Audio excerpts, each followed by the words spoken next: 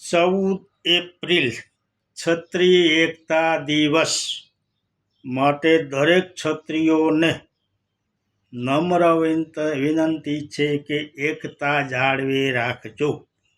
જો કે આપણે ગત આંદોલન પછી એકતા જાળવી રાખી છે, કેમ કે ક્ષત્રિય આંદોલન પછી ગુજરાતમાંથી એક પણ ક્ષત્રિય ભાજપમાં જોડાયેલો નથી.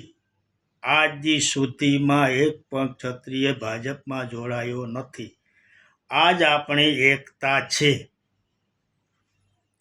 ભાજપમાં મોદી સાહેબ પાસે આપણી કિંમત છે, કેમ કે મોદી સાહેબ ચૂંટણી વખતે આપણા જામ સાહેબ બાપુ પાસે આશીર્વાદ લેવા ગયા હતા અને પાઘડી પણ પહેરી હતી. પરંતુ એના નીચેના આકાઓને હું બીજા શબ્દો નથી વાપરતો, નીચેના આકાઓને એમ કે ક્ષત્રિયો શું કરી લેવાના, આવી ગણતરી હશે. પણ ક્ષત્રિય જે કરી શકે ને કોઈ નહીં કરી શકે, એ આપને કહું છું.